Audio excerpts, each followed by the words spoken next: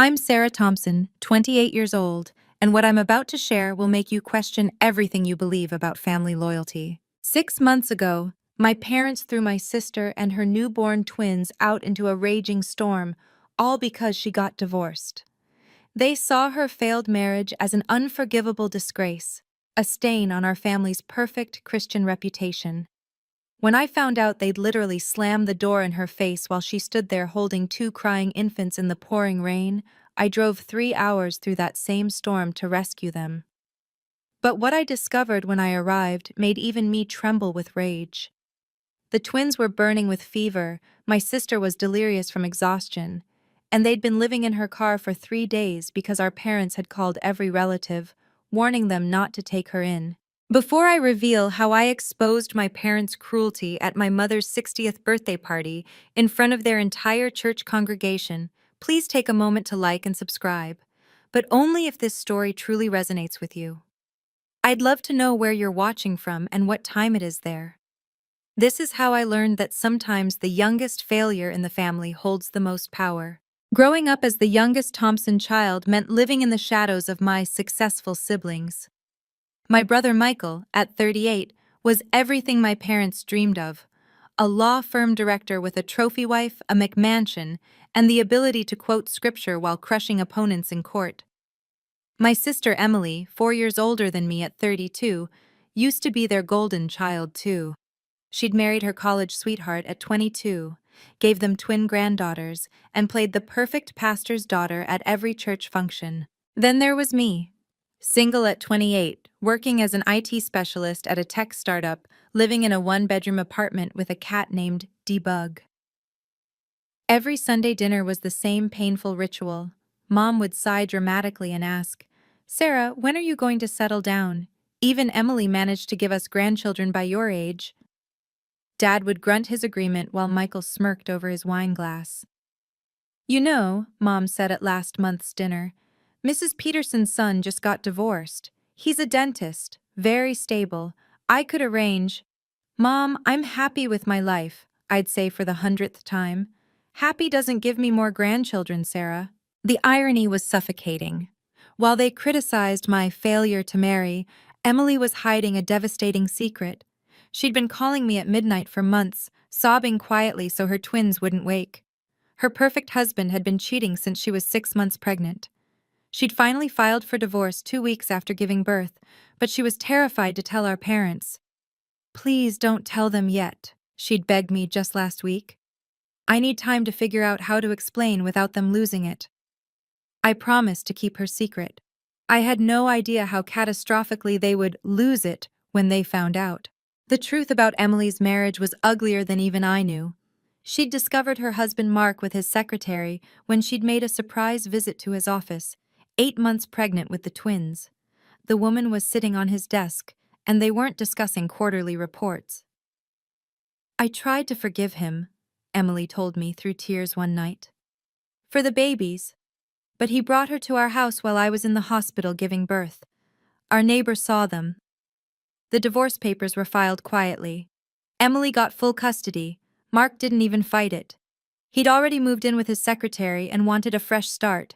He signed away his parental rights in exchange for reduced child support. Emily was devastated but relieved. She could rebuild without him. For 3 months, she managed to hide it all. She'd skip family dinners claiming the twins were sick. When Mom demanded photos, Emily would send old ones. She was buying time, saving money, planning her announcement carefully. "I'll tell them after Mom's birthday," she promised herself. "Just get through the party, then explain everything calmly." But secrets have a way of exploding at the worst possible moment. Our Aunt Martha, Mom's gossipy older sister, ran into Mark at a bar downtown with his new girlfriend, wearing his wedding ring on a chain around her neck like a trophy. Martha called Mom immediately. The storm that hit our family that night was worse than the actual thunderstorm raging outside.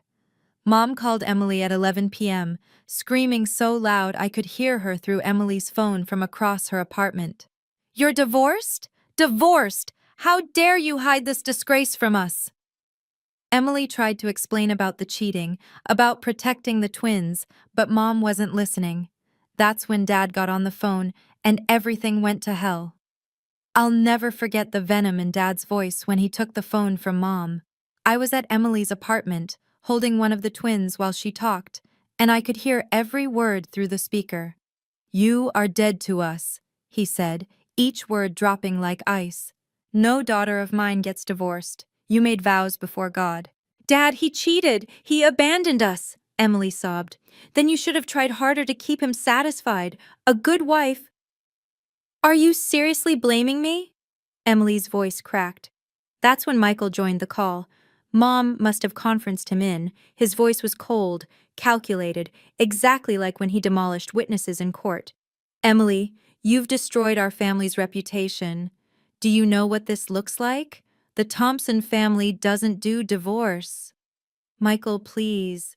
"I have connections at Child Protective Services," he interrupted. "If you make this messy, if you embarrass us further, I'll make sure those twins end up in proper homes. Stable homes." My hands shook as I quietly started recording on my phone.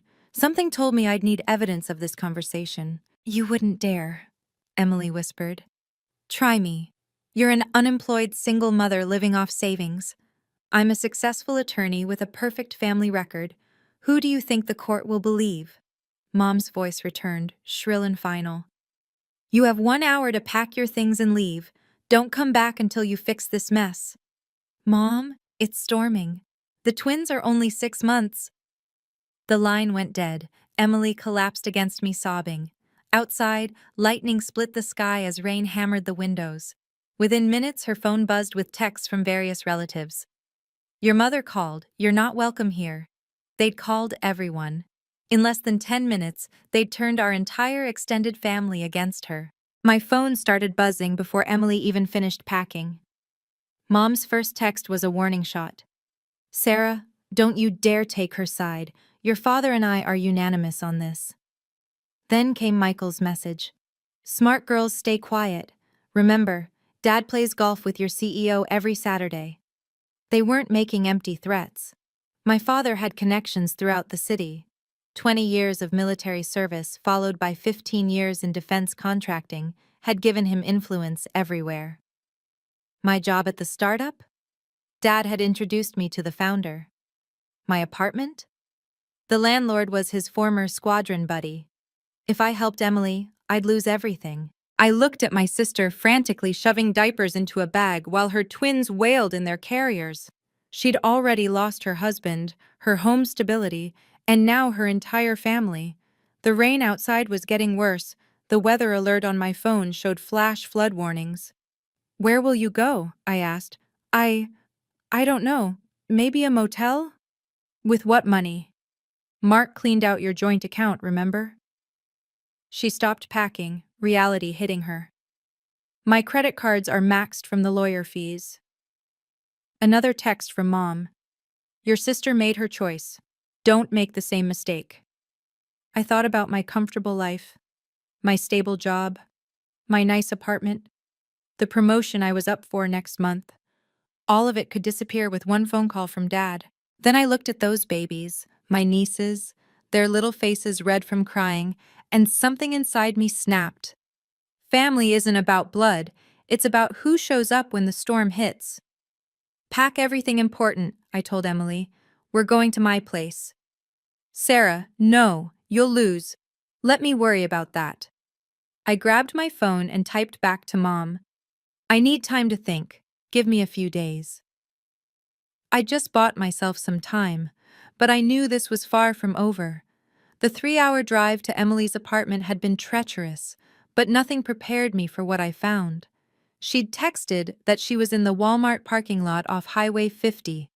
When I finally spotted her car through the rain, my heart shattered. Emily was in the back seat, both twins pressed against her chest, using her body heat to keep them warm. The windows were fogged, and she was singing softly, the same lullaby Mom used to sing to us. The irony made me sick. When I knocked on the window, Emily looked up with hollow eyes. "They have fevers," she whispered. "Both of them. But the emergency room needs insurance cards, and Mark removed us from his policy last month." I felt for little Lily's forehead. burning hot. Luna was barely crying anymore, just whimpering weakly. Emily's own face was flushed, her clothes soaked from when she'd had to run to the car in the rain. "How long have you been here? 2 hours? 3? I didn't know where else to go." I pulled out my phone and started recording. Not Emily. I'd never exploit her pain. But the scene, the timestamp, the storm, the parking lot. 2 sick infants abandoned by their grandparents who lived in a 6-bedroom house 10 minutes away. "We're going to the ER. Now. I'll handle the insurance." As I helped Emily transfer the twins to my car, she kept apologizing. "I'm so sorry. You shouldn't have to." "Stop. Just stop." We drove in silence, except for the twins' labored breathing. At every red light, I looked back at them, these innocent babies punished for their mother's sin of escaping an abusive marriage. I thought about Mom's Facebook posts, all those photos of her blessed grandchildren she shared just last week. My phone buzzed. "Michael, Mom says you haven't responded. Don't be stupid, Sarah." I turned my phone off completely. Some bridges were meant to burn. The twins were stable after IV fluids and fever reducers. While Emily dozed in the hospital chair, I stepped into the hallway to face the 23 missed calls on my phone. I called Mom back. "Finally," she snapped. "Where are you?" "The hospital." The twins were severely dehydrated with 103-degree fevers. Silence. Then, "That's not your concern." "Not my concern. They're my nieces. They're the product of a failed marriage. Emily needs to learn." "What? That divorce means letting babies suffer?" Dad's voice came on speaker. "You're being dramatic. We gave Emily a choice. Come home if she fixes her marriage or handle things herself." "You can't fix a serial cheater, Dad." "Watch your tone. You have 48 hours to decide where your loyalty lies, Emily and those children, or your family." "Emily is family." "Not anymore. Choose wisely, Sarah. Your brother tells me you're up for senior developer. Would be a shame if your CEO heard about your poor judgment." Michael's voice joined in, smooth as silk. "It's simple math, Sarah. Help Emily and lose everything, or be smart and keep your life intact." "That's blackmail." "It's reality. I've already drafted a custody petition. Unemployed, homeless, mentally unstable from the divorce, Emily won't stand a chance." "You're monsters." "We're protecting the Thompson name," Mom said, "something you clearly don't value." 48 hours, Dad repeated. "After that, if you're still harboring her, you're out too. No job, no apartment, no family. Think about that." They hung up. I stood in that sterile hallway, fluorescent lights humming overhead, and made a decision. But first, I needed help. I scrolled through my contacts and found her. Jessica Martinez, my law school friend who'd specialized in family law. "Jess, I need your help, and bring your recording equipment." Jessica arrived at my apartment at 7 a.m. sharp, legal pad in hand and fire in her eyes. "Play me everything," she said. I showed her the recordings. Dad's threats, Michael's custody intimidation, the video of Emily in the parking lot with the sick twins. Jessica's expression darkened with each piece of evidence. "Your brother's an idiot," she said finally. "Threatening custody while admitting to blackmail? That's coercion, potentially criminal. Can we stop him?" "Better. We can destroy him." She pulled out her laptop. "Michael Thompson, right? With Brennan and Associates?" She typed rapidly, then turned the screen toward me. "Your perfect brother has a sealed complaint from 2 years ago, sexual harassment. The firm paid $200,000 to make it go away." "How did you—" "I know the paralegal who processed it. She kept copies. Your brother cornered an intern at the Christmas party. When she reported it, he tried to get her fired. Sound familiar?" My stomach turned. The pattern was clear. Michael used his power to crush anyone who challenged him. "There's more," Jessica continued. "That custody threat? I can file emergency guardianship papers for you today. As their aunt, with proof of abandonment and these threats, you'd get temporary custody immediately." "But my job, my apartment." "Document everything. If they follow through, that's workplace retaliation and housing discrimination. We'll own them in court. My phone buzzed. A text from an unknown number. A neighbor from my parents' street. Saw what happened that night. Have security footage of them turning Emily away in the storm. Let me know if you need it. Jessica smiled. Perfect. Now when's the next family gathering? I checked Mom's Facebook. Her 60th birthday party, this Saturday, 30 guests invited. Public enough, can you hold out until then? I thought about Emily sleeping on my couch, the twins finally peaceful in their travel cribs. I'll make it work. The invitation arrived by courier Wednesday morning, cream cardstock with gold embossing. Margaret Thompson's 60th birthday celebration, the grand ballroom at Chateau Étoile. Black tie requested. Emily saw it first. She still sent you an invitation? It's a power play, I said, reading the handwritten note inside. Sarah, we trust you'll make the right decision by Saturday. Love, Mom. My phone rang. Michael. Got the invitation? He asked without preamble. Just arrived. Good. Mom wants you there, alone. It's your chance to show where you stand. And if Emily's name comes up? You tell everyone she's traveling, finding herself, whatever sounds better than divorced. Lying to 30 people? Protecting the family image? Dad's boss will be there, Pastor Williams, the entire church board.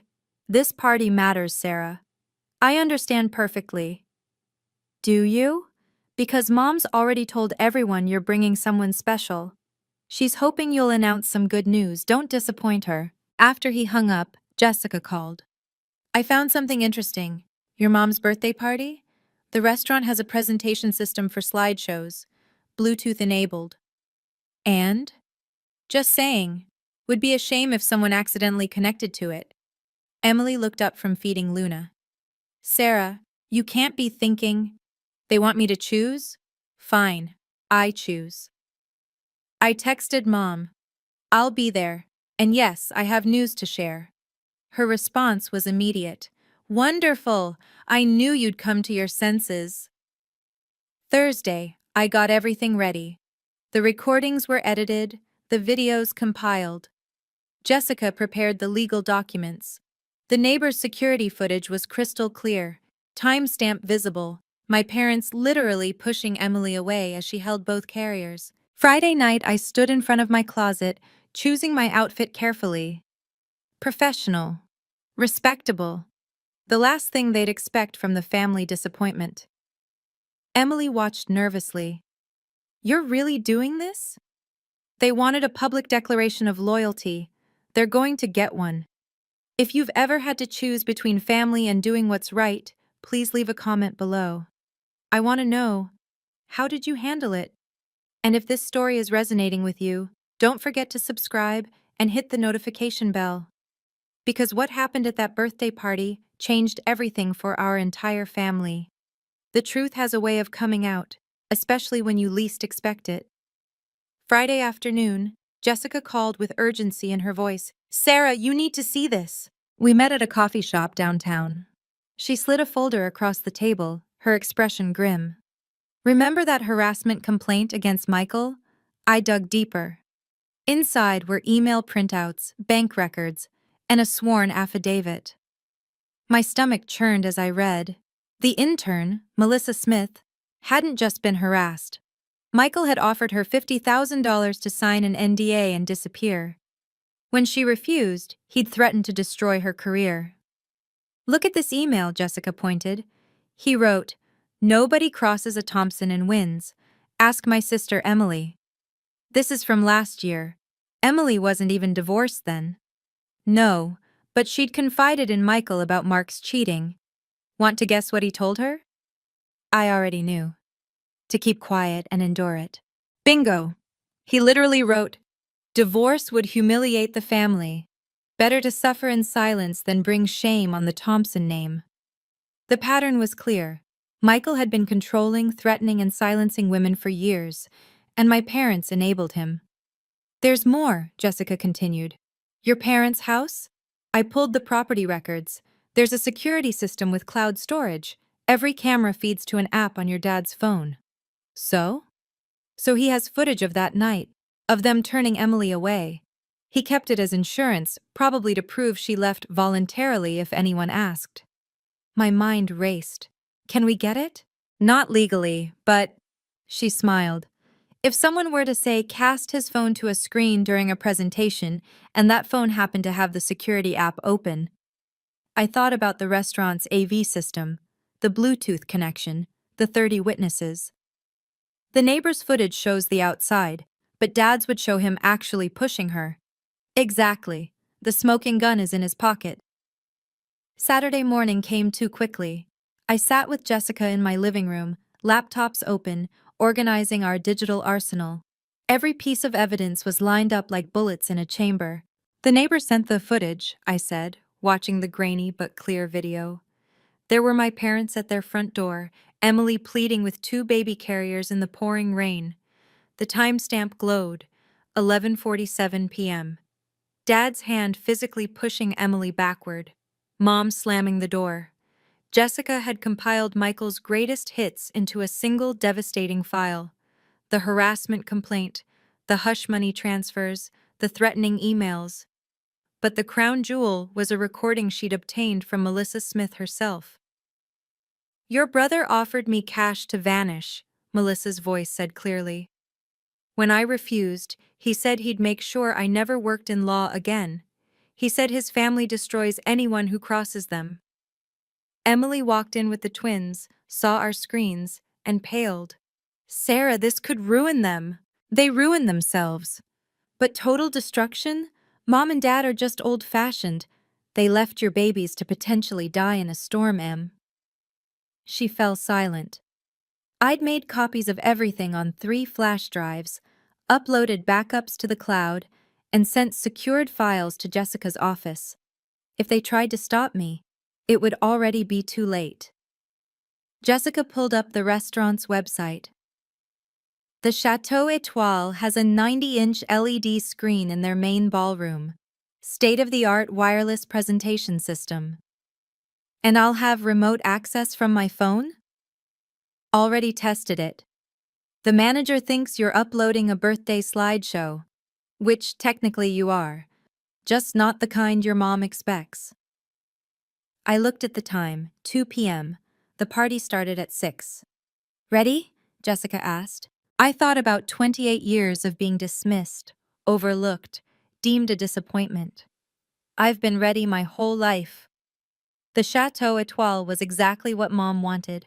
Opulent, impressive, designed to intimidate. 30 guests were already mingling when I arrived, champagne flutes catching the light from the crystal chandeliers. Mom floated toward me in a designer gown that cost more than most people's monthly rent. Sarah, you came alone, good girl. Wouldn't miss it, Mom. She air-kissed my cheek, whispering, Several eligible men here tonight. Dr. Patterson's son just made partner at his firm. Dad approached, his military bearing still intact at 65. Made the right choice, I see. I always do. Michael held court near the bar, regaling Pastor Williams with some courtroom victory. His wife hung on his arm like an accessory, smile frozen in place. I wondered if she knew about Melissa Smith. Sarah, Aunt Martha bustled over. Where's Emily? I was so hoping to see the twins. Mom's smile tightened. Emily's taking some personal time. You know how new mothers can be, overwhelmed. Oh, but I heard she was traveling, Mom cut in sharply, finding herself. The room was perfect for what was coming. The LED screen dominated one wall, currently displaying a slideshow of family photos, all carefully curated to show our perfect Thompson family. Emily featured prominently in the older photos, always smiling, always playing her part. The irony wasn't lost on me. Right now, Emily was at my apartment, feeding the twins formula bought with my credit card because she couldn't afford groceries. Ladies and gentlemen, Dad called out, tapping his champagne glass. Thank you for joining us to celebrate Margaret's milestone birthday. The crowd gathered closer. Pastor Williams raised his glass. To the Thompson family, A true example of Christian values and family unity. Everyone chorused agreement. I pulled out my phone, checking the connection to the screen. Ready. Before we continue, Dad said, I believe Sarah has something to share.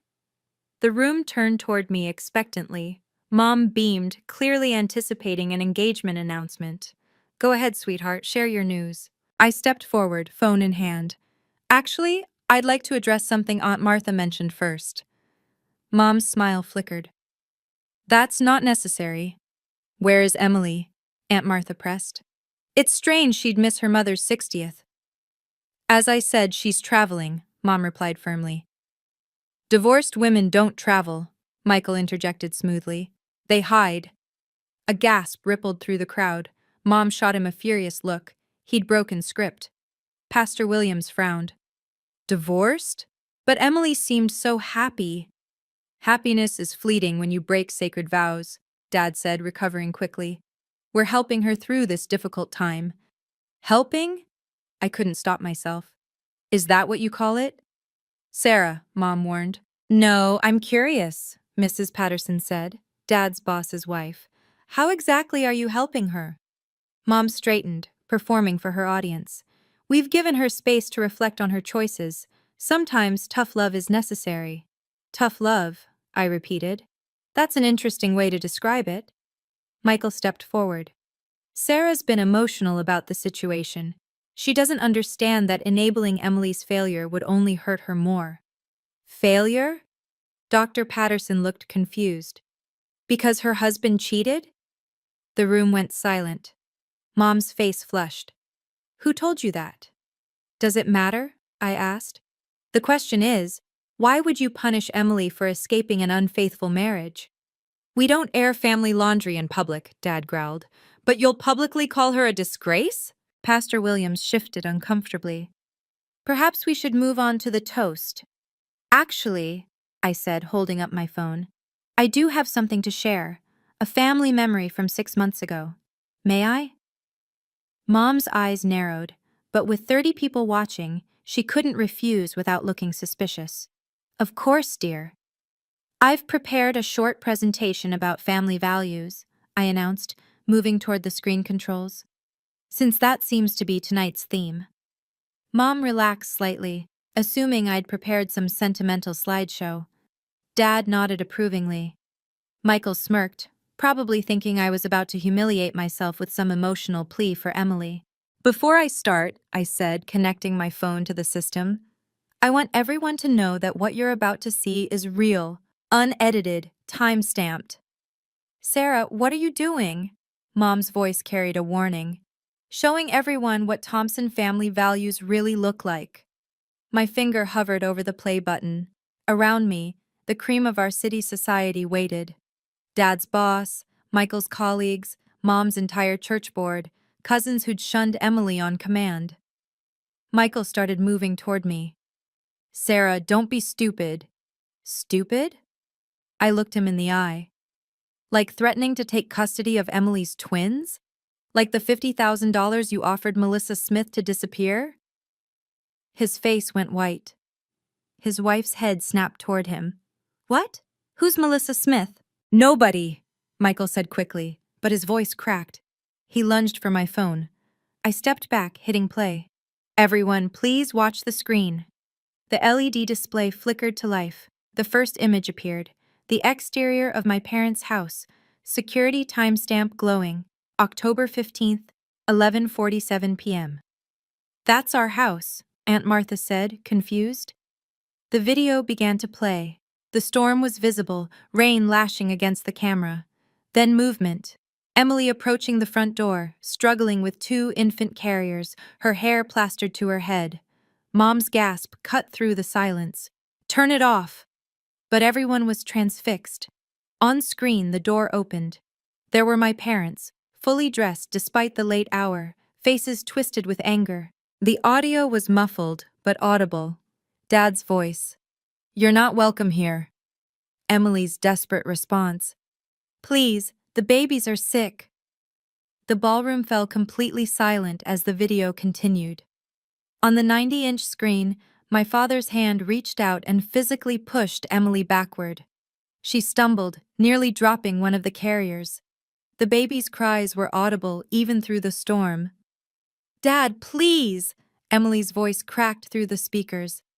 "They have fevers. Just let us stay until morning." "You made your choice," Mom's voice cut in, sharp and cold. "Divorce is a sin. You're dead to us." Then the door slammed. The camera kept rolling, showing Emily standing in the downpour, shoulders shaking as she sobbed, trying to shield the carriers with her body. Pastor Williams dropped his champagne glass. It shattered on the marble floor, the sound explosive in the silence. "Robert, Margaret, this can't be!" "Turn it off!" Dad roared, but I switched to the next video, the neighbor's security footage, showing a wider angle. Emily stumbling to her car, struggling to secure the twins while rain pounded down. The timestamp showed she sat there for 20 minutes before driving away. "Those babies," Mrs. Patterson's voice was horrified. "You turned away sick infants?" Mom tried to salvage the situation. "You don't understand the full context." "What context justifies this?" Dr. Patterson, Dad's boss, stepped forward. His face was granite. "Those are your grandchildren." The next clip started, my own video from the Walmart parking lot. Emily in the back seat, both twins pressed against her, their little faces flushed with fever. My voice narrating. 3 hours after being turned away, both twins have temperatures over 103. Several guests had their phones out, recording the screen. Mom's church friends were backing away from her like she was contaminated. "There's more," I announced, cueing the audio recordings. "Would you like to hear what Michael threatened?" "No," Michael shouted, but it was too late. Michael's voice filled the ballroom, crystal clear through the speaker system. "I have connections at Child Protective Services. If you make this messy, if you embarrass us further, I'll make sure those twins end up in proper homes, stable homes." His wife gasped. "Michael, you didn't—" The recording continued. "You're an unemployed single mother living off savings. I'm a successful attorney with a perfect family record. Who do you think the court will believe?" James Harrison, senior partner at Michael's firm, stood rigid. His expression was murderous.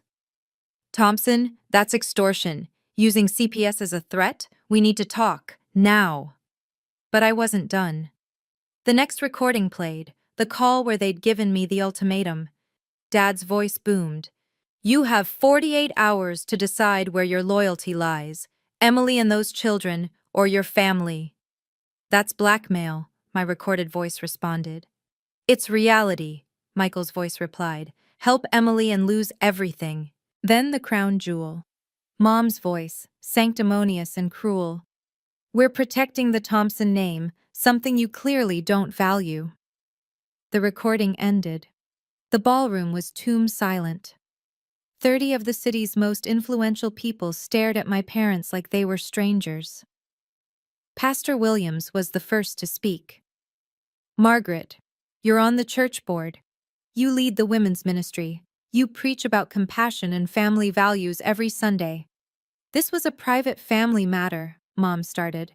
"That you made public by involving everyone here," Aunt Martha interrupted. "You called me that night, told me not to help Emily, said she was a disgrace." Other relatives began speaking up. "You called us too." "Threatened to cut us off. Said Emily was dead to the family." Dad's boss pulled out his phone. "Robert, I'm calling an emergency board meeting for Monday. Your judgment is clearly compromised." The dominoes were falling exactly as I'd planned.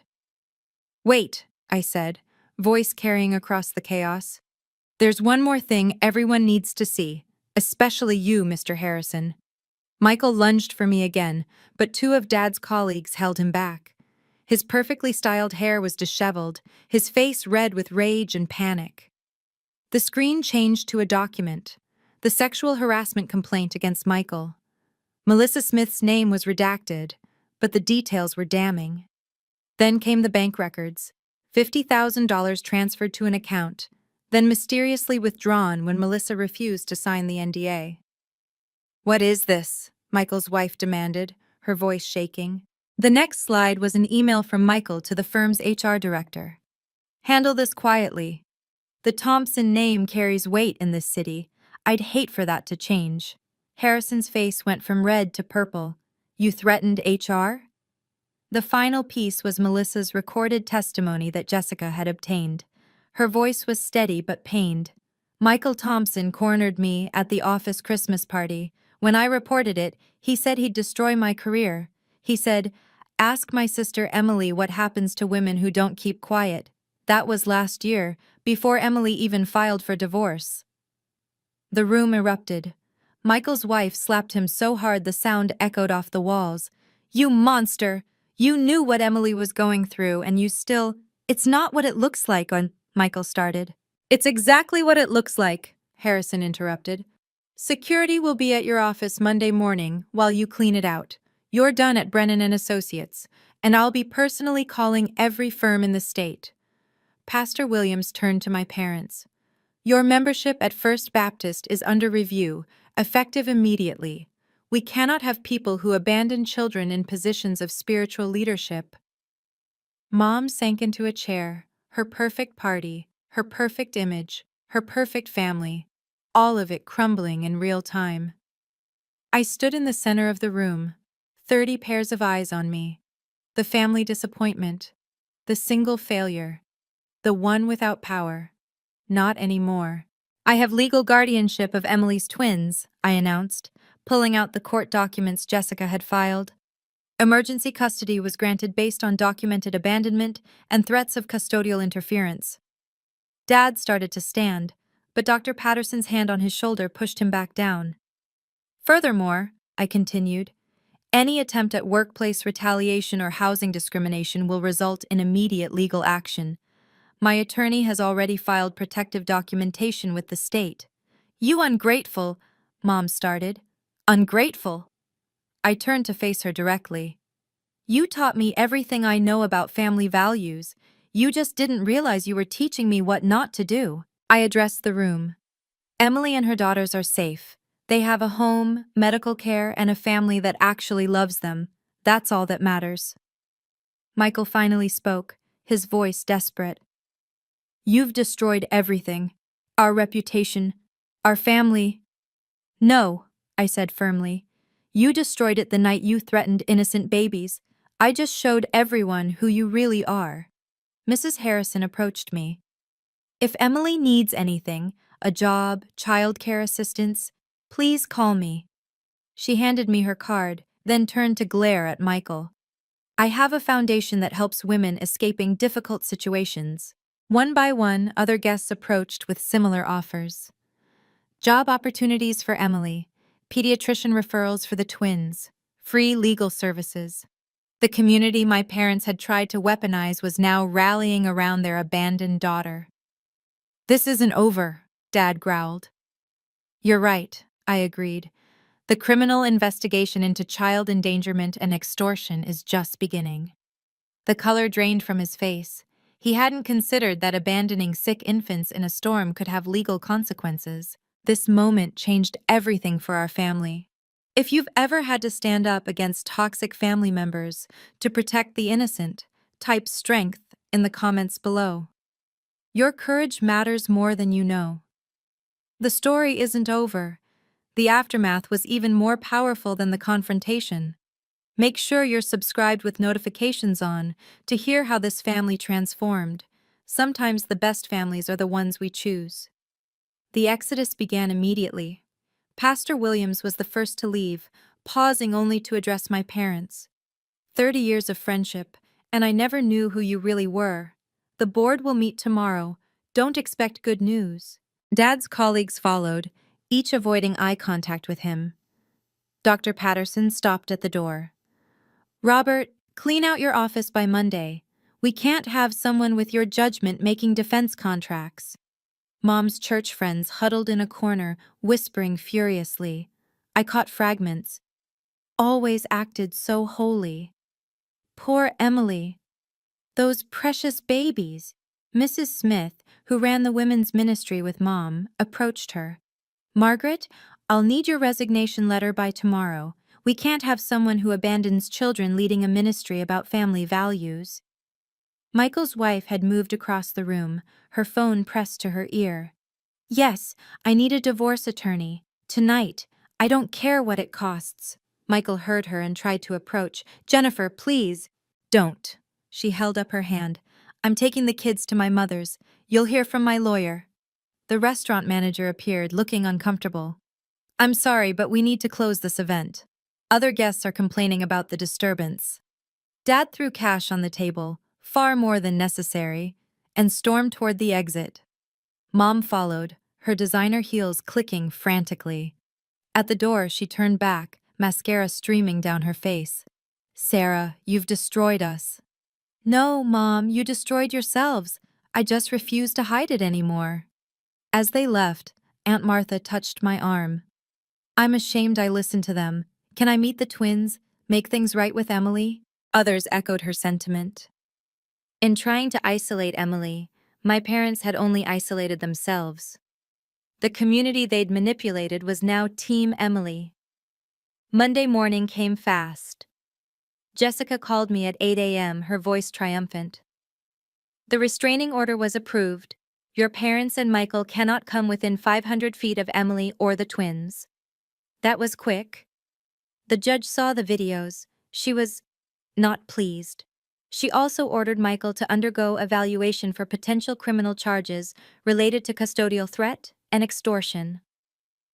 Emily was sitting across from me, feeding Luna while Lily slept in her bouncer. For the first time in months, she looked peaceful. What about custody? Mark's parental rights were already terminated.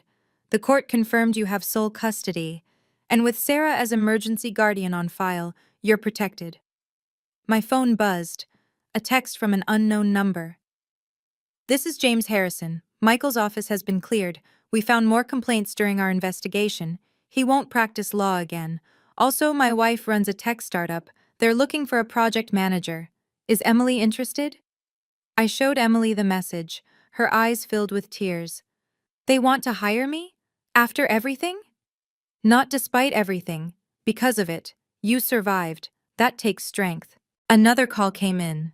Jessica put it on speaker. Child Protective Services just closed their investigation. They're actually recommending charges against your parents for child endangerment. The DA's office is reviewing. The doorbell rang. It was a courier with a thick envelope. Inside, a letter from my parents' attorney. They were offering a settlement, $100,000 to Emily if we agreed not to pursue criminal charges. Emily looked at me. That's a lot of money. It's hush money, I said, just like Michael tried with Melissa. Jessica took the letter. I'll respond. We decline their offer and will cooperate fully with any criminal investigation. Emily nodded slowly. Good. Some things matter more than money. Back at the party's aftermath, I gathered my things while the remaining guests dispersed. The grand ballroom that had showcased my mother's pride now felt like a crime scene. Overturned champagne glasses, abandoned plates, the LED screens still frozen on Michael's harassment complaint. Several people approached me before leaving. Dr. Patterson's wife pressed a business card into my hand. My niece runs a nonprofit for single mothers. Please have Emily call. 3 of Mom's former church friends formed a protective circle around me.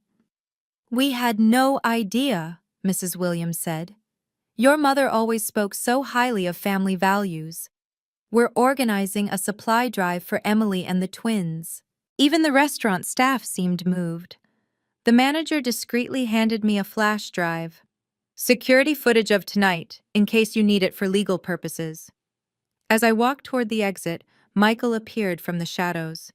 His perfect suit was disheveled, his eyes wild. You have no idea what you've done. I know exactly what I've done. I'll sue you for defamation, destruction of career, emotional distress. With what money? Jennifer's divorce lawyer will take everything. And good luck finding an attorney who'll represent you after tonight. He grabbed my arm. You little... Security! The manager appeared instantly with 2 guards. Sir, you need to leave, now. As they escorted Michael out, he shouted over his shoulder, This isn't over. You're right, I called back. The criminal investigation is just beginning. I walked to my car with my head high. Through the restaurant windows, I could see the empty ballroom, the abandoned birthday cake, the wilted centerpieces. Mom's perfect 60th birthday party had become the night the Thompson family empire fell. My phone lit up with a text from Emily. The twins are asking for their Aunt Sarah. Hurry home. Home. Not my parents' house, not the family I was born into, but the family I chose. 1 month later, the Thompson family name meant something entirely different in our city. Dad's forced retirement from the defense contractor made the business section. Michael's disbarment hit the legal journals. Mom's removal from 3 charity boards was whispered about at every social gathering. But in my small apartment, life bloomed. Emily had started her new job at Harrison's wife's tech startup, working remotely so she could be with the twins. She'd even received a signing bonus that covered 3 months of expenses. Michael's wife called today, Emily told me over dinner. Jennifer. She wanted to apologize for never speaking up when she suspected something was wrong. What did you say? That I understood. It's hard to fight the Thompson machine. Was hard. The twins were thriving. No more fevers, no more nights in cars. Lily had started laughing, a beautiful, bubbly sound that filled our home. Luna was crawling everywhere, exploring her safe new world. My phone rang. Jessica. Update. Michael's been arrested. 3 more women came forward after the party. He's looking at actual jail time. And my parents? The DA is pursuing misdemeanor child endangerment charges. They'll likely get probation and mandatory counseling, but the real punishment is social exile. She was right. Mom's Facebook, once full of bragging posts, had been deleted. Dad's golf club had quietly suggested he resign. Their church had formally removed them from membership. Oh, and Sarah, Jessica added, that startup you work for? Their CEO called me, said anyone who stands up like you did is exactly who they want. You're getting promoted to senior developer. Huge raise. I looked at Emily bouncing Luna while Lily giggled in her high chair. We'd lost the family we were born into but found something better. A family built on love, not control. On support, not status. 6 weeks after the party, a letter arrived through Mom's attorney. The handwriting was hers, shaky but recognizable. Sarah and Emily, I read aloud. We've been attending court-mandated counseling. Our therapist says we need to acknowledge the harm we caused. We're sorry for the pain. We'd like to discuss family reconciliation, perhaps start with supervised visits with the twins? Emily took the letter, read it twice. She doesn't even call them by their names, just the twins. The next day, Dad sent his own message through the lawyer. I realize I let pride cloud my judgment. Military thinking doesn't work in families. I want to make amends. I'm willing to attend family therapy. What do you think? Emily asked. I think apologies without change are just manipulation.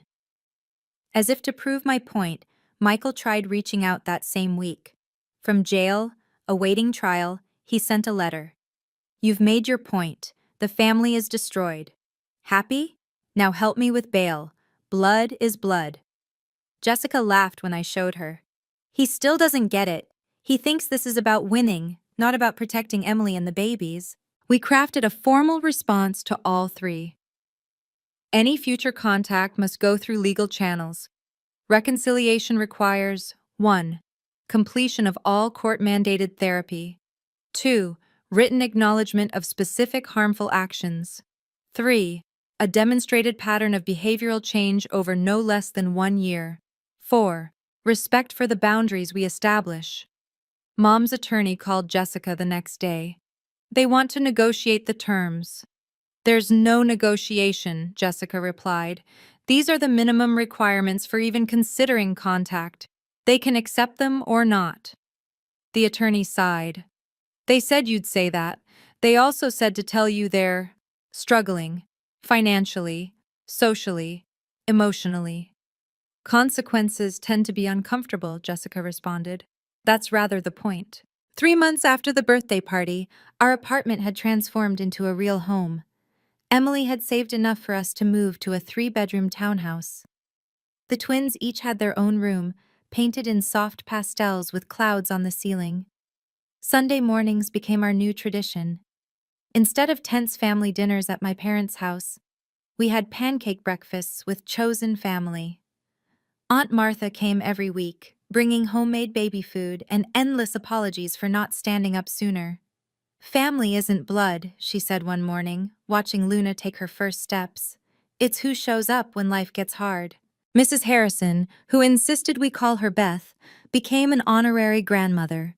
She'd arrive with designer baby clothes and business advice for Emily. "You're thriving," she told her. "That promotion already? You've earned it." Emily had indeed been promoted. Her strength through adversity impressed everyone. She was leading a team now, working on projects that mattered. The broken woman who'd sat in a Walmart parking lot was gone, replaced by someone powerful and confident. Even unexpected allies emerged. Jennifer, Michael's soon-to-be ex-wife, joined our support circle. "I should have seen the signs," she said during one visit. "The way he talked about Emily, about women who didn't know their place. I'm sorry I stayed silent." "You're not silent now," Emily replied, hugging her. The twins were flourishing. Lily was walking, chasing Luna around our small backyard. Their laughter filled spaces that had once held fear and rejection. They'd never remember that terrible night in the storm, but they'd grow up knowing they were worth fighting for. My phone buzzed with a text from Jessica.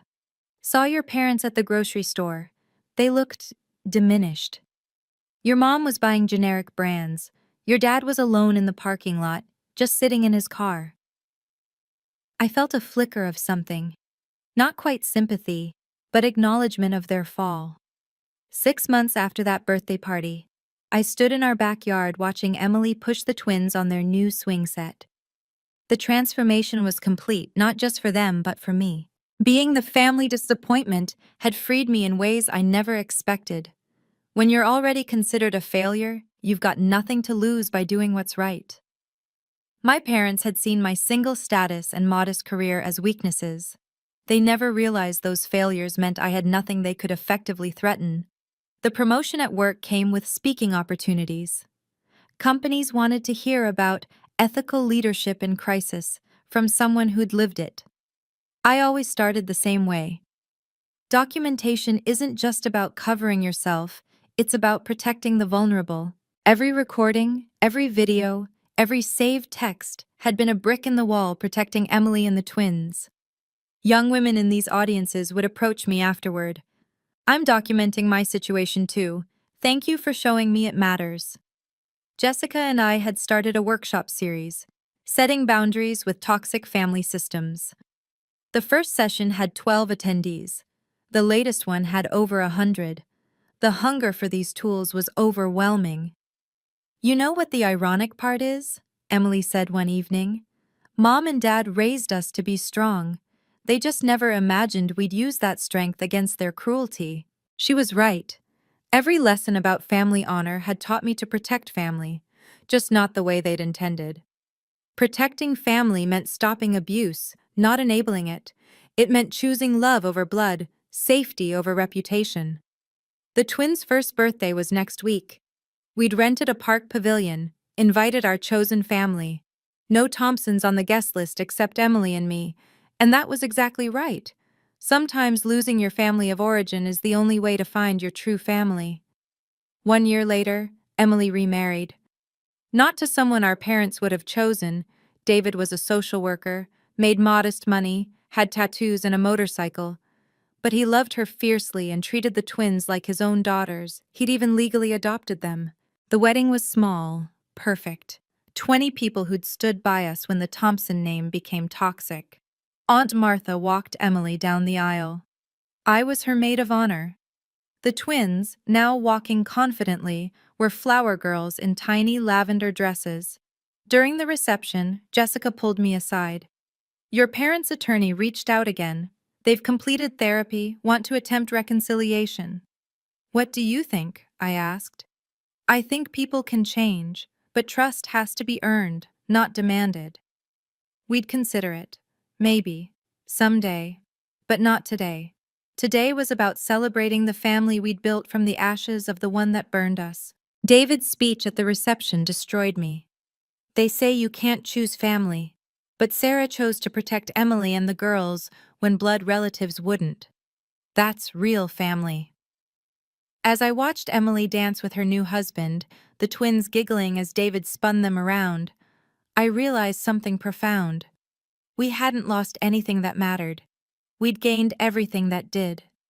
My phone had one unread message from an unknown number. Saw your story online. Gave me courage to leave my toxic family. Thank you. That's why I share this story. Not for revenge or sympathy, but for you, the one reading this who's trapped between toxic loyalty and self-preservation. Choose yourself. Choose the vulnerable who need protection. Choose truth over reputation. If you've ever had to set boundaries with family members who confused control with love, you're not alone. Share your story in the comments. We're stronger together than we ever were apart. Thank you for listening to our story. If it helped you realize you're not alone in setting boundaries with toxic family, please share this video. Comment boundaries if you've made similar tough choices. Subscribe for more stories about protecting yourself and loved ones from family abuse disguised as love. Remember, choosing yourself isn't selfish, it's survival. And sometimes, the family you choose is infinitely better than the family you're born into.